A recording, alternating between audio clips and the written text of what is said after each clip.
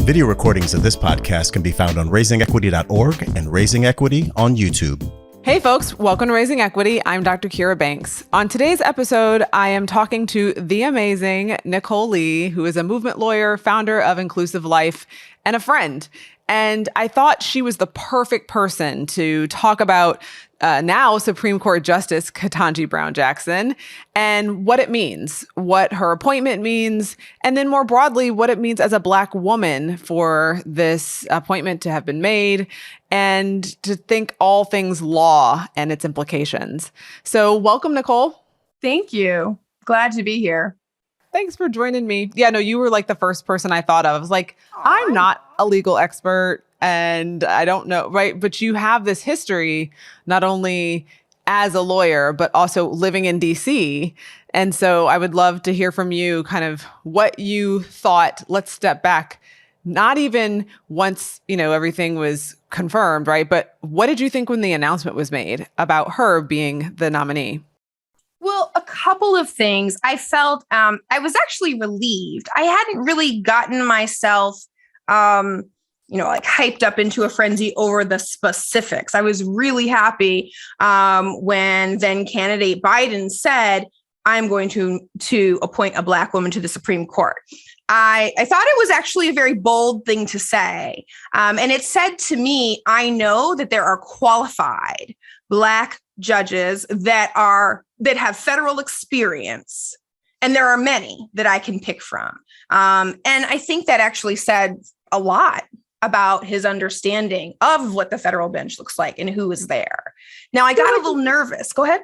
I feel like that's so generous, though, because what you said, I wish he had said, right? Like, I'm willing to make this statement because I know there are so many qualified, amazing women, Black women who've been overlooked, who are more than qualified, right?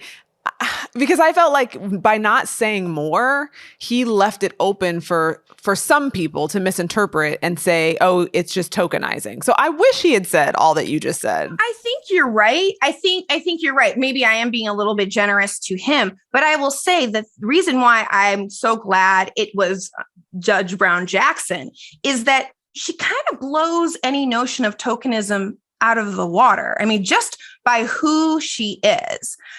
We know that while Black women make up, in the single digits percentage of lawyers and certainly in the single digits of judges, there are many that really do stand out and succeed. And even the Washington Post had put out that, and probably a lot of people saw this, had put out a chart basically showing stacked up against the current justices by indices that have been used over time to exclude women and women of color in particular. She blows them all out of the water.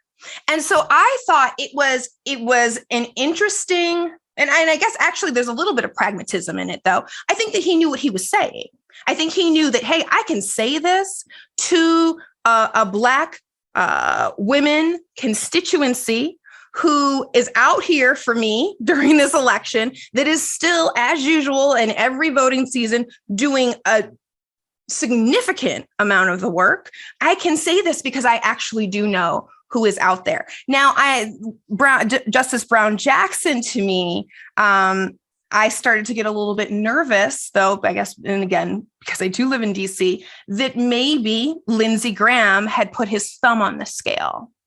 That actually worried me a little bit because, of course, he also stated that there was a judge that met, those basic qualifications that had been described in Biden's statement, that he would basically make sure she could move through without problems. When we look at their records, though, like in their experience, to me, Justice Brown Jackson was the right choice. And I actually was really glad that Biden didn't take that bait from Lindsey Graham, because I thought it was bait. Because, of course, then you do what Republicans say. We see this all the time. You do what Republicans say, and then, the snake still bites you because there's still a snake.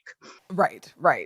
Okay, that's helpful because it's interesting, right? There was a lot of flurry of op-eds and all sorts of talk, even just with the nomination and him keeping that campaign promise.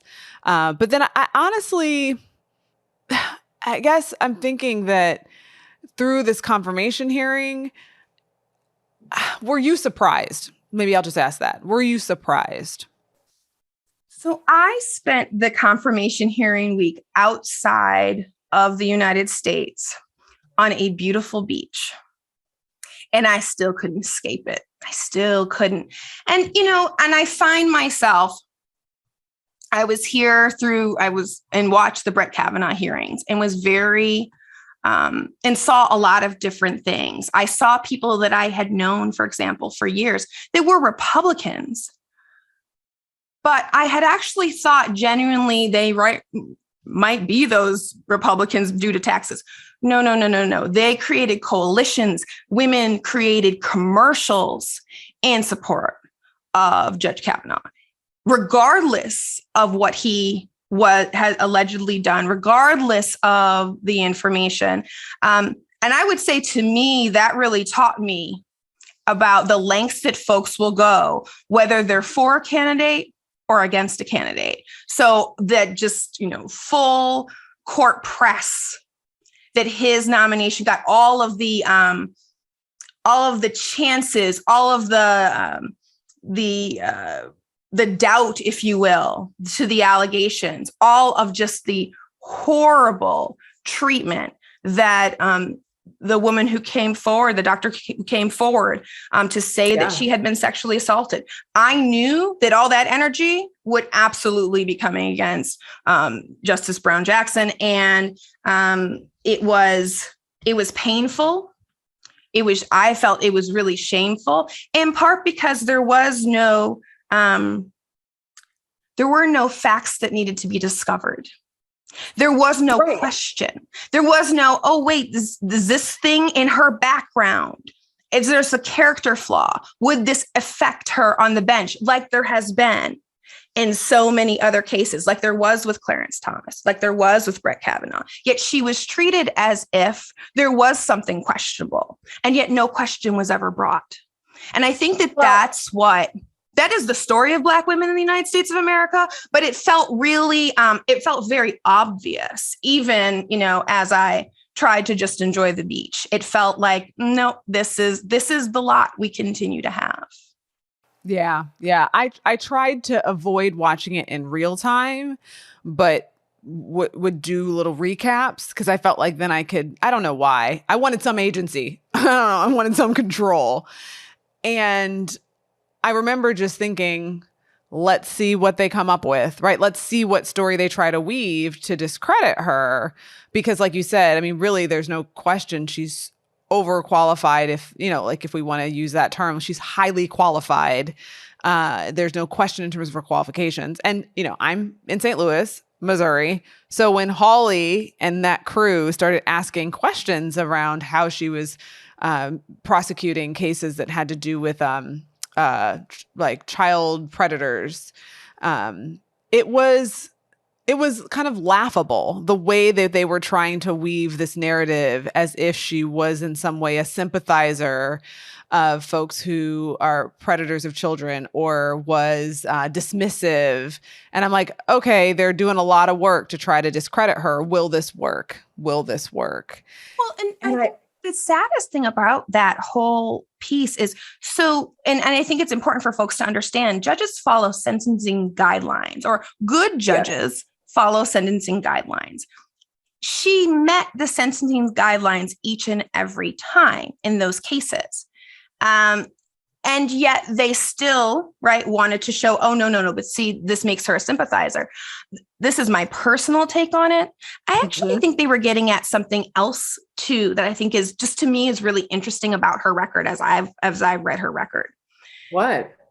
So the Republicans began this so-called war on drugs, 30 years ago. We're all losing time. I'm realizing that 30 years ago was like 1990. So no, it was longer ago, 50 years ago. But we've started this. Judge Brown Jackson will now be the only Supreme Court justice with defense prosecution or defense counsel experience. She has defended people in criminal court. Right. One of the things that she used to do is not let prosecutors overreach. not let police overreach. So, there's a case, for example, that came up, I believe, when she was a district judge, where the government had seized heroin from a suspect. They'd seized the heroin. They had the heroin. But then they wanted the person who was being charged to pay the street equivalent, which was something like $180,000 as well. They had the heroin in hand, but they still also want to fine this person $180,000. Now, I think I don't have to tell people that if you actually were trying to rehabilitate and restore people, there's no way in the world somebody's going to be able to pay that much money if they were selling drugs to begin with. Like, obviously, there's a correlation between not having money and doing something that is illegal that can get you put in jail. She said that was an overreach. She said, you have the drugs in hand. You don't need to fine her in that way. It takes the statute that they were using and distorts it in a way that justice will not allow. It's things like that they don't like about her. What they don't like about her is she does not allow for the poorest of the poor, the most marginalized in our society, whether we think they're quote unquote bad or good. She didn't allow people to be abused in her courtroom. I think it probably comes from her personal background. I also think it probably comes from her time as a defense attorney. But to me, like, they knew that child abuse thing was a stretch, but it would make news. Just like we know, and I did not see this in real time, but Ted Cruz is, watching his Twitter, searching himself on Twitter to know where he's at. I think what they really were concerned about her is she's actually fair. She actually believes in justice. She actually believes in this notion of the American dream. Heck, I think a little bit more than I do. I think that she's an optimist. And I think that they know that she's not going to be quiet if something is not just. And I appreciate that context. This is why I wanted to talk to you, because that's so helpful, because it's like, that's ridiculous. That is actually cruel to make this person pay this amount. Like, yeah, like you're just being evil, basically. And with the case one of the cases that she was talking about, that Holly was talking to her about, she reminded him that, Congress had set up these sentencing guidelines and And he tried to shame her because I don't remember all the details, but there was one case where like she was basically saying, you're getting what's the word? She didn't use this word, but basically like it was overreach. Like, you're getting charged with all these pictures, but some of them are, like just they're using the number to like up the charges, and that's not fair. That like, it's just not fair. Interesting. So that they might actually fear that she's really, really fair. And she's not partisan. Right? That's where I was going, of just like, that impartiality is what we need in a justice. And it's what we haven't had in some of our recent nominees. And Justice Stephen Breyer, who she is replacing, was known for that as well. So it's not out of the realm of possibility we could have justices like this. But I will tell you what they seem to like, what Hawley and the rest of them like, is justices like Clarence Thomas, who are completely partisan at all times.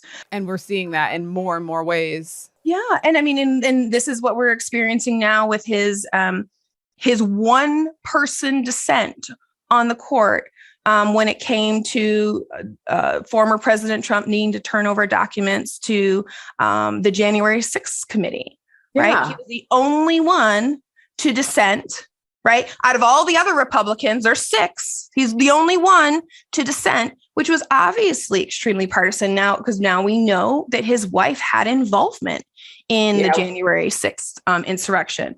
And so it's unfortunate that I think more people just need to know there's a lot of skepticism around the Supreme Court. There's a lot of skepticism around politics generally. But I think that it's really important for folks to know that there is evidence that one side has really tried to tip the scales, not based upon what's fair, not based upon the facts, not based upon good legal argument, but based upon partisanship.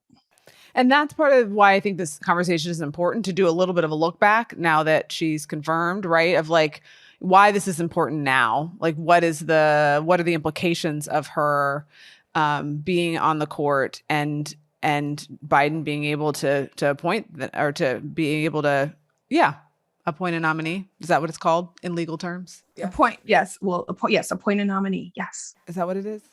And so I think about, maybe you can give more context than me, I'm sure, but like the cases that are going to be coming to the Supreme Court, the rulings that are going to be made that will shape the next decades. And that's why there's this battle per se around who's nominated, which president, which party gets to make those decisions, and should we add judges or not? I mean, if one considers themselves a progressive or, even moderate liberal, we're in bad shape when it comes to the overall makeup of the court. So she is replacing someone who is considered to be a more moderate progressive judge. So we haven't gained any ground. So it's a 6-3 division right now. Okay. This is very concerning. We have more issues around abortion going to the court. There is talk of challenging lower court decisions around LGBT rights.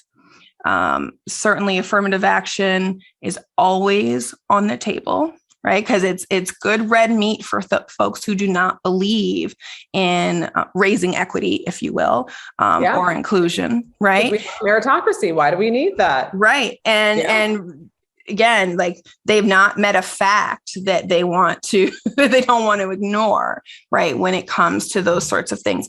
And so, yeah, we're in a pretty difficult situation. I think this is why the midterms matter, because if there are Supreme Court vacancies, we would want President Biden to be able to appoint, even if one, is not partisan, just in fairness, like a 6-3, it's a teeter totter with one side that's like, trapped at the top. I mean, you're not going to get, I don't think you're going to get the best decisions out of that sort of majority on one side. There has been discussion about adding justices. I think that the basic concern is if a Democratic president does it, then a Republican president will do it. And then what happens? And is the court then completely out of control? I don't think that there's anything inherently wrong with adding justices. It's been done before. There's no specific number in the Constitution, but I do think that a cleaner solution, right, is that when we have vacancies, we both have a progressive president that is in place and then a Senate that will confirm. And if we remember all the way back, right, to the failed nomination of Merrick Garland, right, it was completely fair for Obama to appoint a justice and for him, that judge to get an up or down vote in the Senate. And he didn't get that. And Mitch McConnell was sinister, but I would also say masterful in how he held up the Senate. And so that's why, it's going to be really important for us to use any opportunities that come up and use them strategically to begin to balance the court again. Yeah. I appreciate you talking with folks because I think the context that you bring is important because, like you mentioned, with raising equity, we talk about helping kids develop an equity mindset, being adults with an equity mindset. And I don't know if you read Ibram Kendi's recent piece in The Atlantic that basically was saying that the Republican Party is supporting white supremacist ideology. And it needs to have that conversation inside its party. He's not saying Republicans are white supremacists. Like he's talking about the ideas that they're upholding and that their attempt to say we're protecting white children by countering CRT, by, making sure that this isn't taught in the schools. He's saying, well, actually, no, that's not the case, because if they don't learn the full truth of our history and our country in school, what we know is that they're going to learn white supremacist ideology on Discord, on Call of Duty, on Fortnite, and other places and spaces. And so, we have to be responsible adults and understand some of these intricacies so that we can support kids in making sense of the world that they're inheriting. And I know for me, I don't always understand or stop to understand all the intricacies around the Supreme Court and why it matters. But I've had to tune in more because I'm hearing the cases that are coming up, like you just said, and the implications that the last however many years and nominations, how it has tipped the scales.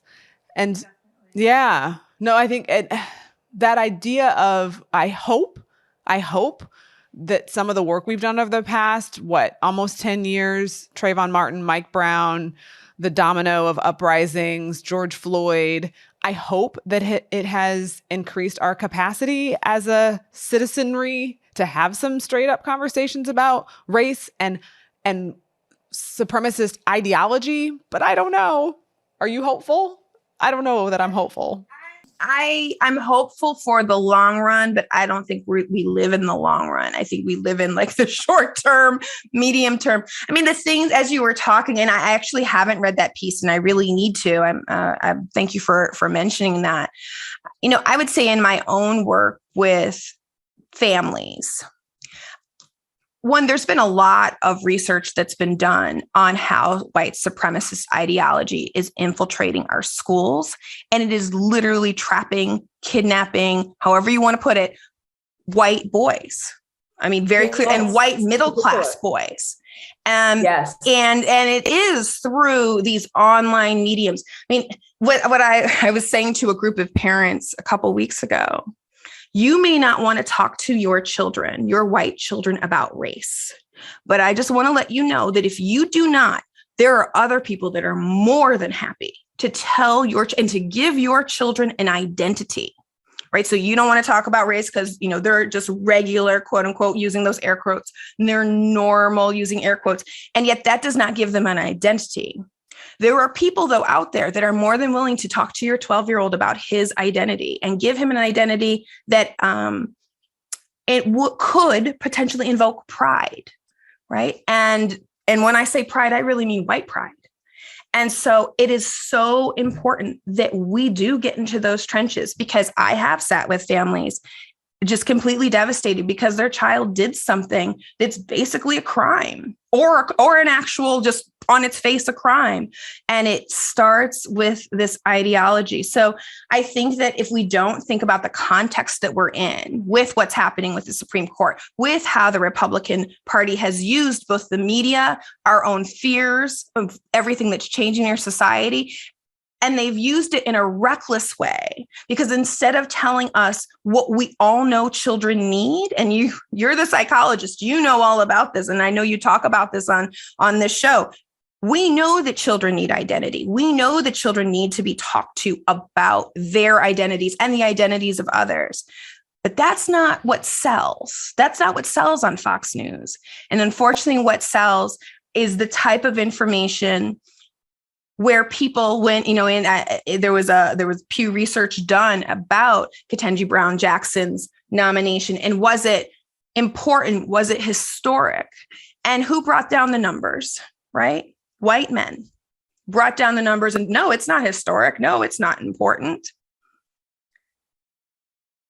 We're not all on the same page. I think what's happened is that we have people who have now become very awake and aware of what's happening, and they're doing their best. But there is another part of our society that's almost like these binaries, if you will. And of course, there are people in the middle, but there are these polar opposites, if you will, that I think have made a situation in this country volatile.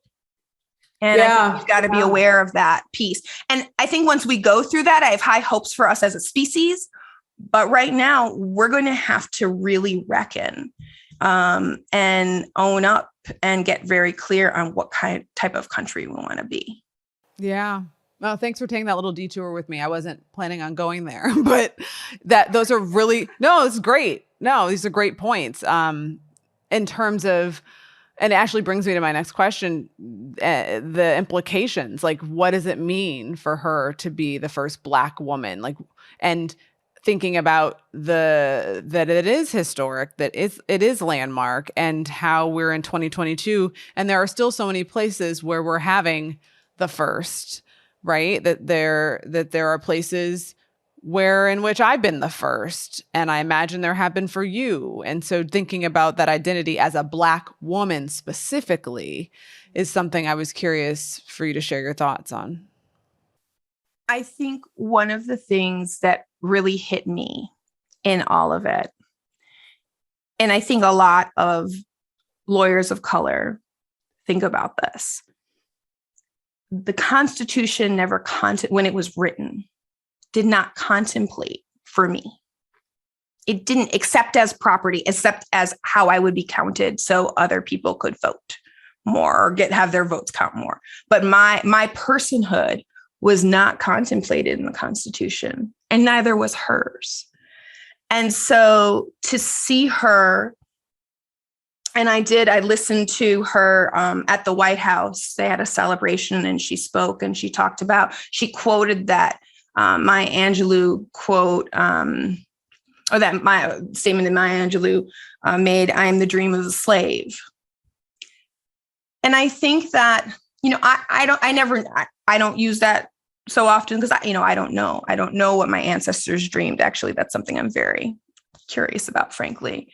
But I do know that it is quite a remarkable thing to see her and see the embodiment of a Black woman going onto a court that for years contemplated us Black people as chattel. And now she is there. And I think that there's both grief there and there's also celebration there. There's excitement there. And there's also like realism there, like what she will be able to do. And I think about Justice Sonia Sotomayor as she has been on the court. She did some work and then began to look at research of how many times women justices are interrupted on the Supreme Court by their male counterparts. Really? And it's a lot. I mean, it was a lot. And it took her, right, a Latinx woman, to come onto the court and to be like, I'm not feeling this interruption, right? So we have had women justices on the Supreme Court, right? She was the one to say, that's not going to work for me. And so let's look at the rules. And so the rules have actually changed. Now it's still by seniority. So you ask your questions based upon your seniority, but you're not interrupted. And I was reading a little bit about this where she said, like, it has changed even the tone and tenor of how they have their own deliberations now that men are interrupting women all the time. That is important for the court. It's an important reflection in our society. And I have high hopes that Justice Brown Jackson will be insightful in the decisions that she's a part of, in the court filings that each judge does look at different filings that she's able to preside over, in her dissents, and in the ways that she also makes that institution show up to meet her too. Because I think that that's a lot of what Justice Sotomayor was doing in that moment. I believe that Justice Brown Jackson will do the same. And it's important. It's exciting. Like, of course, and this picture was all over Facebook of her daughter just beaming with pride, of her husband crying, of all of those different things. I think that is so important.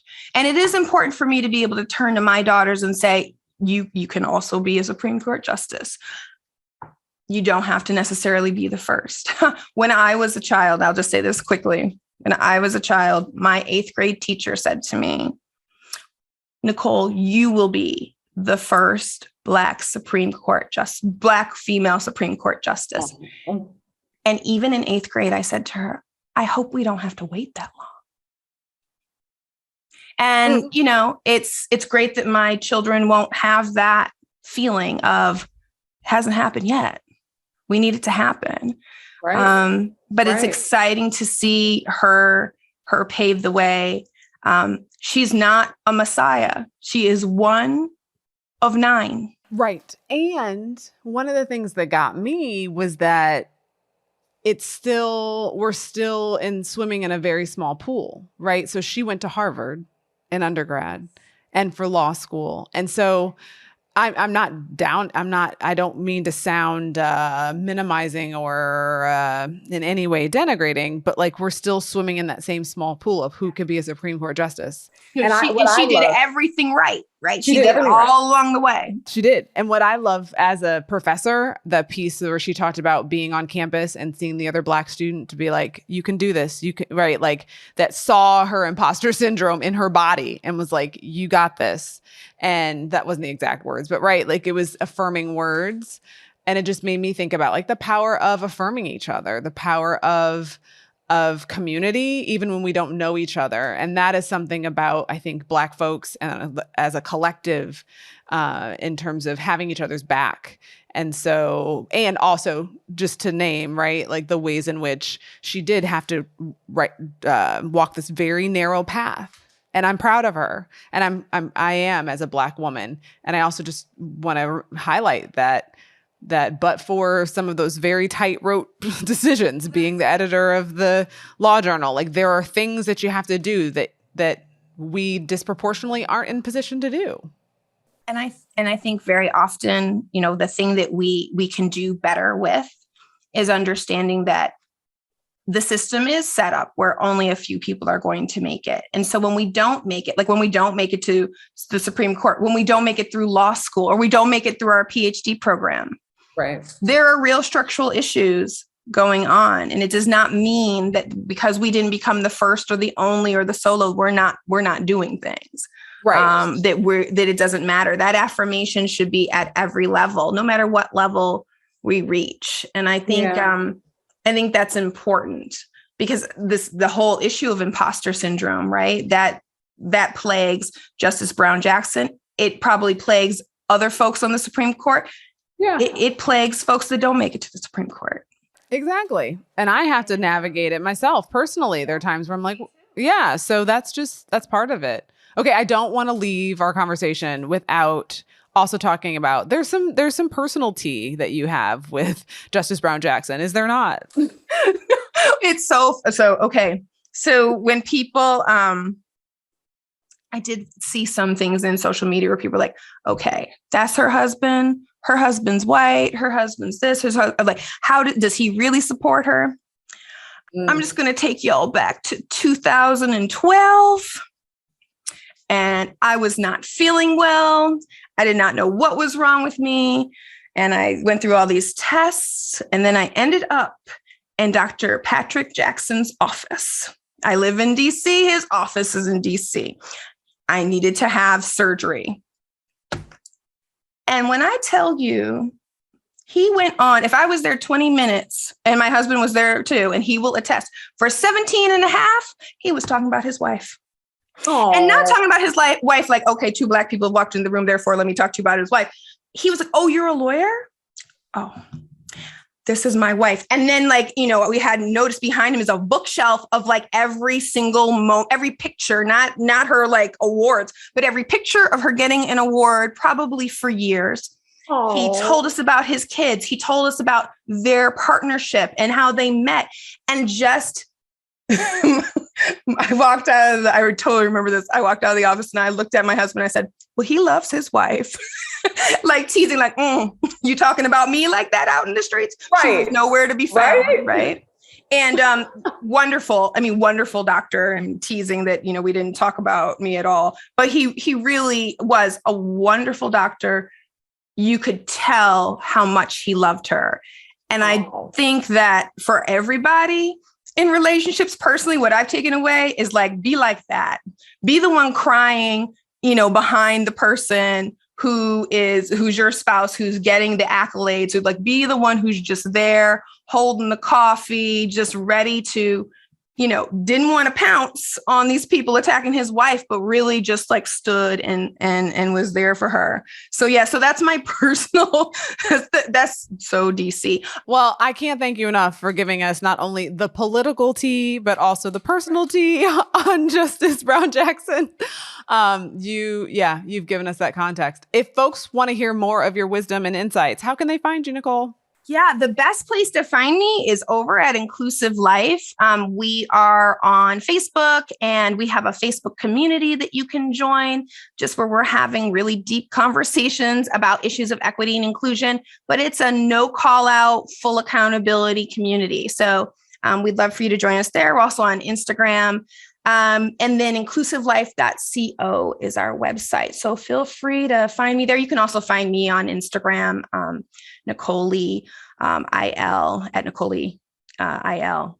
I need to do better though at posting. I'm working on it. We're all a work in progress. And life is full. So right. Oh, it wonderful. is. Yeah. And I can attest to Inclusive Life being a space that does have quality and substantive dialogue. And that you can't say that for every Facebook group. So No. Yep. Well, thank you all for joining us. And I hope if you are listening to this, I want you to share your thoughts about not only the implications of Justice Brown Jackson being now on the Supreme Court, but also just that bigger question around how we all can do our work to have someone else's back, to affirm the work of someone who is moving through the ranks, and thinking about what it means for us to create environments that are equitable and inclusive, that create a space not only where people can be the first or be a landmark, right, but also can thrive in those spaces. So they don't have to step into those spaces and have it be a fight. We want to think about how to create that climate and culture where we can not only celebrate the affirmations of people in spaces, but also let them be their full selves and live their greatest potential. And so I think we all have a role in that. But I was excited today to think specifically about Judge Brown Jackson because I've heard so much press around kind of her and her appointment and what it means and what it doesn't. I think that we often think about it only as this one person, but I want us to also see the broader context of what it means for the Supreme Court and what it means for us in our society. So I hope it got you thinking and reflecting. Thanks for joining me on Raising Equity.